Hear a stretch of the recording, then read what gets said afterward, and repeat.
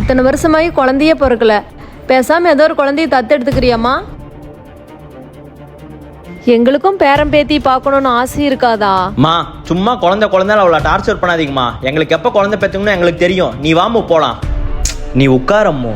ஏங்க, நம்ம மகனுக்கு மலடியை கட்டி வச்சுட்டேன்னு சொல்லி பயமா இருக்குங்க. அவங்க அப்படி சொல்றாங்கன்னா கஷ்டப்படாத, நமக்கு கடவுள் கண்டிப்பா குழந்தை தருவாரு. ஆனா அன்னைக்கு நம்ம அப்படி பண்ணிருக்க கூடாதுங்க. எங்க ஒரு ஹாப்பி நியூஸ், நான் பிரெக்னெண்டா இருக்கேன். சூப்பர் அம்மோ.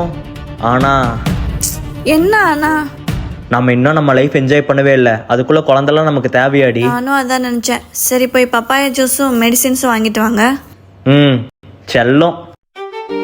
கடவுள் நமக்கு தண்டனை கொடுத்திருக்காரு போல, அதனால தான் இத்தனை வருஷமா நம்ம குழந்தை பிறக்காம இருந்திருக்கு. அப்போல இல்லடி லூசு.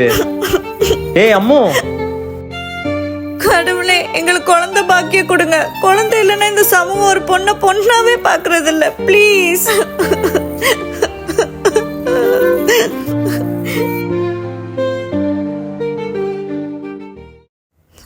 என்ன இந்த மாசமே முடிய போகுது, இன்னும் பீரியடே ஆகல.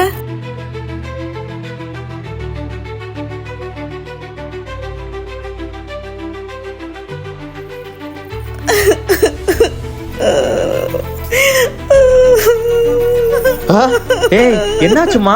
என்னாச்சு? நம்மள கைவிடல. லைஃபை என்ஜாய் பண்ணுன்றதுக்காக இங்க நிறைய கணவன் மனைவிகள் பண்ற ஒரே தவறு குழந்தைய அபார்ஷன் பண்றதுதான். ஆனா உண்மையான வாழ்க்கையில ஒரு தம்பதிகளோட உச்சக்கட்ட சந்தோஷமே குழந்தை தான்.